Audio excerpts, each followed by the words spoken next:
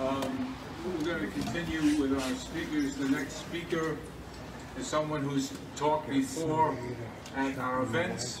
He also has worked with WikiLeaks and Julian Assange. He's an editor and writer, Haiti Liberté, Kim Ives. All right. Hey.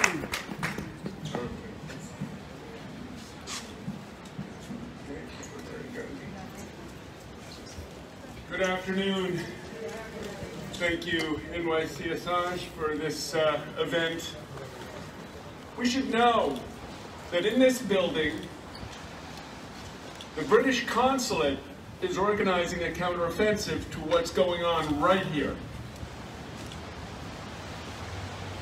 A month ago, December 3rd, they held a rally online, Zoom, with journalists of color, minority journalists. They organized it, and I quote, to find out what needs to happen in a systemic and institutional levels so that journalism can fulfill its highest obligation to get to the truth. Do it yourself. The British Consulate is proposing they want to get to the truth. Now, if you don't think that this initiative of paying, buying, bribing minority journalists to come participate in something that they and the Canadian Embassy, and if you don't think Washington's behind that, I have a bridge downtown I'm ready to sell you today. It goes to Brooklyn, actually. So this is what we're up against. You're fine. Julian and WikiLeaks, in a fantastic documentary, if any of you haven't seen it, The War on Journalism, The Case for Julian Assange by Juan Pasarelli. Fantastic film. But it begins really with a quote where Julian lays out his philosophy, his vision. It's good. It's good. And he says, okay, all political theories today are bankrupt because we don't know what the hell is going on. We don't know where we are. We don't have a map. How can we make any diagnostic, he said, if we don't know what's going on in our institutions? Not through an occasional story here or there, but through massive internal documentation. This was his mission. And anybody who's ever been involved in any military operation knows that the key to success to any operation or any military campaign is good information, reconnaissance, good intelligence. But what do our intelligence agencies do?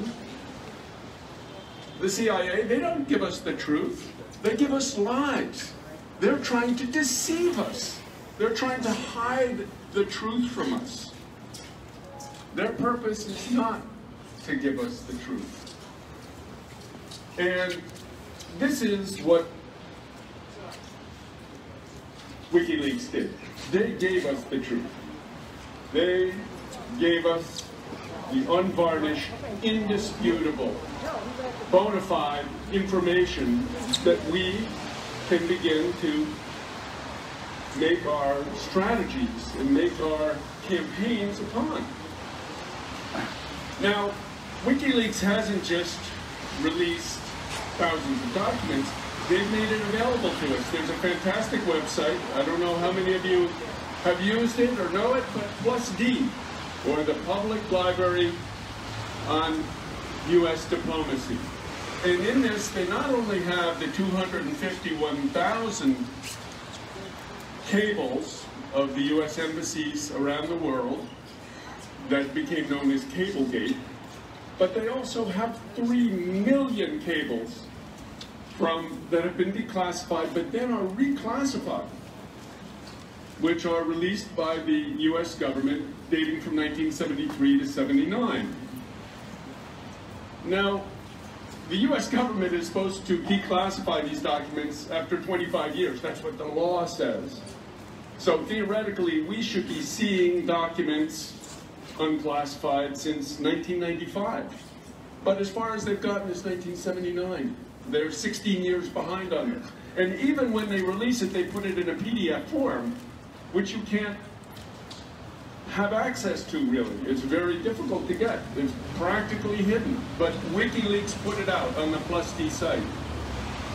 And WikiLeaks, when they released this site, we at Haiti Liberté were among 18 partners around the world who were given access to this site, and we did a number of articles on the basis of these documents. Fantastic stuff to show how they resume military aid to Duvalier and so forth. And they also gave us, in 2011, 2,000 documents from the Cablegate Trove, which showed what the U.S. was doing in Haiti between 2003 to 2010. And so this was just a tremendous gift that keeps on giving. And as William Faulkner said, the past isn't dead. The past isn't even past. We've seen that this last 3 months. Because these same documents, now almost a decade out, have been providing us with information. Because in Haiti today, the government of Jovenel Moïse is trying to reestablish a dictatorship, essentially the Duvalier dictatorship. And this dictatorship has a couple of features. They are setting up a provisional electoral council, a CAP, which is going to hold elections, theoretically, in the coming year, even though Jovenel is supposed to step down in February. And the guy who sits on this council for the union sector, the unions, the workers, is a guy called Patrick Numa, who is a U.S. agent. He works for the National Endowment for Democracy, which is a cutout of the CIA. We know this from WikiLeaks. It was those WikiLeaks documents that explained that to us. We wouldn't have known otherwise. And then, to make matters worse, this last month in December, Jovenel launched a new Gestapo. It's a force which he decreed just with a stroke of his pen, which has the power to spy, but not just spy, arrest, and even kill you. These are armed guys. And there's no legal recourse. They have total impunity. The decree says they cannot be prosecuted for anything they do. So this is a new Tantamakut Corps that they've built. And the guy who is practically at the head of it is a fellow called Leon Charles, who has been in Washington for the past 15 years. Again, no coincidence. Remember the bridge if you need it. This is the guy who gets stuck at the head of police, who will basically be heading this new corps called ANI, A-N-I, which will be responding to the counterinsurgency, will be carrying out the counterinsurgency campaign against the rising Haitian people. Again, it was WikiLeaks who gave us this information. So you can understand with all this truth that supposedly this British Consulate is looking for. That's why the Empire is so mad at him for that truth that he is.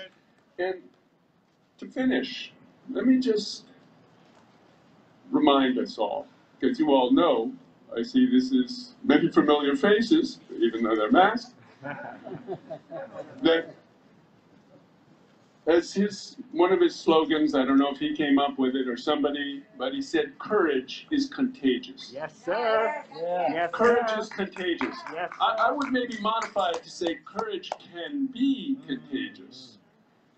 Because I think every single one of us has at some point in their life thought this thought.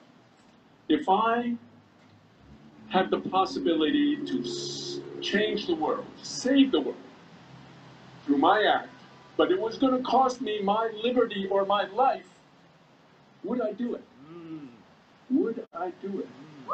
Julian did. He did it. He poked the tiger. And now that tiger is coming after him with its full wrath. Trying to kill him. Trying to vilify him.